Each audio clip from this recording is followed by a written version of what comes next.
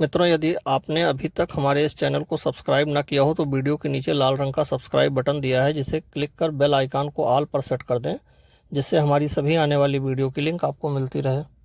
संविधान के कमजोर वर्गों के संरक्षण के लिए प्रावधान किस अनुच्छेद में है? ए अनुच्छेद 14, बी अनुच्छेद 15, सी अनुच्छेद 20, डी अनुच्छेद 21। मित्रों, भारतीय संविधान के अनुच्छेद 15(1) के अनुसार राज्य किसी नागरिक के विरुद्ध केवल धर्म, मूल वंश, जाति, लिंग, जन्म स्थान या इनमें से किसी के आधार पर कोई विभेद नहीं करेगा। अनुच्छेद 15(3) महिलाओं व बच्चों के लिए विशेष उपबंध का प्रावधान करता है और अनुच्छेद 15(4) सामाजिक व शैक्षणिक रूप से पिछड़े वर्गों के लिए विशेष उपबंध की व्यवस्था करता है। तो मित्रों, चूंकि इसमें 15(3) या 15(4) नहीं लिखा हुआ है, केवल अनुच्छेद 15 लिखा हुआ है और बाकी सभी ऑप्शन से भिन्न है, तो संविधान के कमजोर वर्गों के संरक्षण के लिए प्रावधान बी सही होगा, अनुच्छेद 15 में किया गया है। मित्रों, अगला प्रश्न है, किस वाद में उच्चतम न्यायालय ने अब निर्धारित किया कि आरक्षण की अधिकतम सीमा 50% से अधिक नहीं हो सकती? ए देवदासन बनाम भारत संघ, बी इंदिरा साहनी बनाम भारत संघ, सी बालाजी बनाम मैसूर राज्य, डी प्रदीप जैन बनाम भारत संघ। मित्रों, इंदिरा साहनी बनाम भारत संघ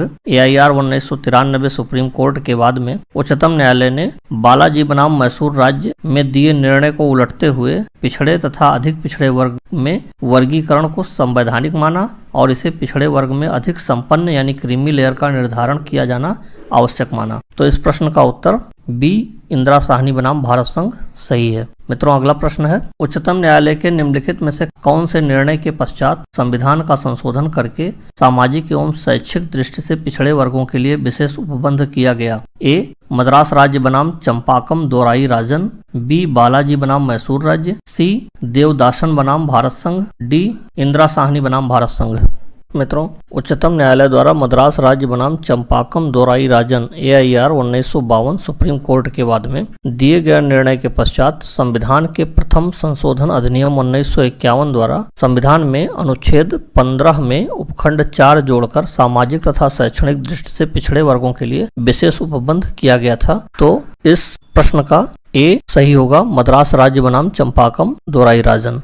मित्रों, अगला प्रश्न है, विधिक सहायता प्राप्त करने का अधिकार है स्त्री या बच्चों को, अनुसूचित जाति के व्यक्तियों को, अनुसूचित जनजाति के व्यक्तियों को, उपर्युक्त सभी। मित्रों, भारत के संविधान के अनुच्छेद 14 के अनुसार भारत राज्य क्षेत्र में किसी को विधि के समक्ष समता से अथवा विधियों के समान संरक्षण से राज्य के द्वारा वंचित नहीं किया जाएगा। अतः जहाँ किसी को शब्द आ गया है तो उसमें स्त्री या बच्चे, अनुसूचित जाति के व्यक्ति, अनुसूचित जनजाति के व्यक्ति, ये सभी सम्मिलित हो जाते हैं। तो ये उपर्युक्त सभी आंसर सही होगा, डी उपर्युक्त सभी। मित्रों, अगला प्रश्न है, अनुच्छेद 15(1) निषेध करता है कि राज्य किसी नागरिक के साथ केवल निम्न आधार पर भेदभाव नहीं करेगा? ए धर्म, मूल वंश, लिंग तथा जन्मस्थान, बी धर्म, मूल वंश, लिंग तथा जन्मस्थान तथा वंश, सी धर्म, मूल वंश, जाति, संप्रदाय, लिंग तथा जन्मस्थान, और डी धर्म, मूल वंश, जाति, लिंग, जन्मस्थान या इनमें से कोई भी। मित्रों, अनुच्छेद 15(1) अगर देखें भारतीय संविधान का तो उसके अनुसार राज्य किसी नागरिक के विरुद्ध केवल धर्म,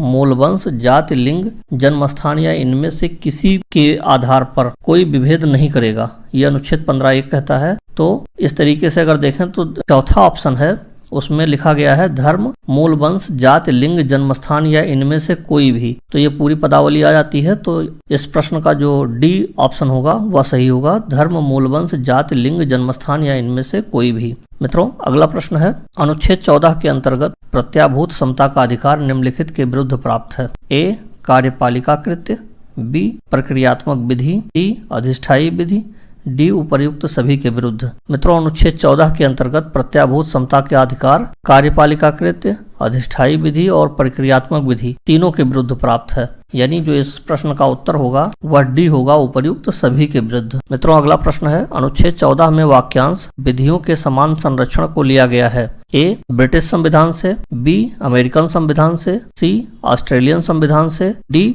उपर्युक्त में से कोई नहीं। तो मित्रों, विधियों के समान संरक्षण पद को अमेरिका के संविधान से लिया गया था, तो इसमें जो उत्तर होगा वह बी सही होगा। मित्रों, अगला प्रश्न है, ऐसी विधि जिसके अनुसार जिस व्यक्ति के 2 से अधिक संतानें होंगी वह पंच या सरपंच का पद धारण करने से निर्हरित होगा, एक मान्य विधि है एवं संविधान के अनुच्छेद 14 का अतिक्रमण नहीं करती। उच्चतम न्यायालय ने निम्नांकित में से किस नवीनवाद में ऐसा निर्णय दिया था? ऑप्शन है ए PUCL बनाम भारत संघ, बी जावेद बनाम हरियाणा राज्य, सी इंदिरा जयसिंह बनाम महारजिस्ट्रार, डी मोहम्मद असलम बनाम भारत संघ। तो मित्रों, जावेद बनाम हरियाणा राज्य के मामले में उच्चतम न्यायालय ने अब निर्धारित किया था कि 2 बच्चों से अधिक संतान वाले व्यक्तियों को पंच या सरपंच के पद के अयोग्य घोषित कर दिया जाए और यह एक विधिमान्य कानून है। यह संविधान के अनुच्छेद 14 द्वारा प्रदत्त विधि के समक्ष समानता के अधिकार का अतिक्रमण नहीं करता है। तो इस प्रश्न का जो उत्तर होगा वह बी जावेद बनाम हरियाणा राज्य सही होगा। मित्रों, अगला प्रश्न है, सर्वोत्तम उत्तर दीजिए। समानता के अधिकार की गारंटी दी गई है ए अनुच्छेद 14 से 18 के द्वारा, बी अनुच्छेद 14 के द्वारा, सी अनुच्छेद 14 और 15 के द्वारा, डी अनुच्छेद 14, 15 और 16 के द्वारा। तो मित्रों, अनुच्छेद 14 से 18 समता के अधिकार से संबंधित है, अनुच्छेद 14 विधि के समक्ष समता, अनुच्छेद 15 धर्म, मूल, वंश, जाति, लिंग या जन्मस्थान के आधार पर विभेद का प्रतिषेध करती है, अनुच्छेद 16 लोक नियोजन के विषय में अवसर की समता देती है, अनुच्छेद 17 अस्पृश्यता का अंत तथा अनुच्छेद 18 जो है वो उपाधियों के अंत का प्रावधान करती है। तो अनुच्छेद 14 से 18 जो है वह समानता के अधिकार की गारंटी देती है। तो इस प्रश्न का उत्तर ए होगा। मित्रों, अगला प्रश्न है, विधियों के समान संरक्षण से अभिप्राय है। विधियों का सभी जीवित प्राणियों के लिए सर्वव्यापी प्रयोग होना चाहिए, बी विधियों का सभी मानव प्राणियों के लिए सर्वव्यापी प्रयोग होना चाहिए, सी विधान में परिभाषित एक ही वर्ग के अंतर्गत आने वाले सभी व्यक्तियों पर विधियों का सर्वव्यापी प्रयोग होना चाहिए,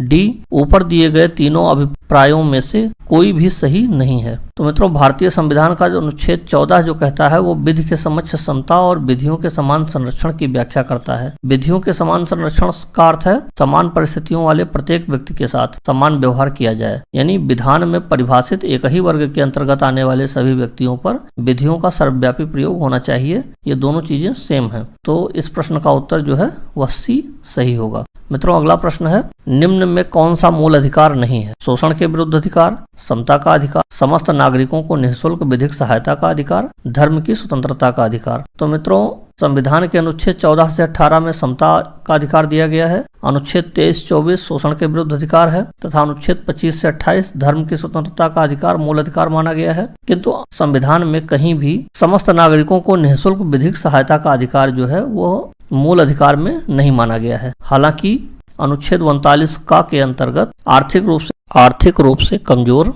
या किसी अन्य रूप में निर्योग्य लोगों को निःशुल्क विधिक सहायता प्रदान करना एक नीति निर्देशक तत्व के रूप में स्वीकार किया गया है। मित्रों, अगला प्रश्न है, कथन जो प्रत्यक्षतः नहीं किया जा सकता है वह अप्रत्यक्षतः भी नहीं किया जा सकता है किस सिद्धांत से संबंधित है? ए तत्व एवं सत्व का सिद्धांत, बी विवक्षित शक्ति का सिद्धांत, सी पृथकता का सिद्धांत, डी आभासी विधायन का सिद्धांत। तो मित्रों, आभासी विधायन का सिद्धांत जो है वो उसका नीतिगत आधार है कि जो कुछ प्रत्यक्षतः नहीं किया जा सकता उसे परोक्ष रूप से भी करने की अनुमति नहीं दी जा सकती। और बिहार राज्य बनाम कामेश्वर सिंह 1952 सुप्रीम कोर्ट के प्रकरण में बिहार लैंड रिफॉर्म एक्ट 1950 को चुनौती दी गई थी और बाह्यतः तथा प्रकटतः इस अधिनियम में प्रतिकर के अवधारणा के सिद्धांत दिए गए थे। यह सिद्धांत व्यवहारिक तथा वास्तविक नहीं थे, इसलिए याची की संपत्ति प्रतिकर चुकाए बिना अर्जित की जा रही थी। उच्चतम न्यायालय ने धारण किया कि यह अधिनियम एक आभासी यानी छद्म विधायन था,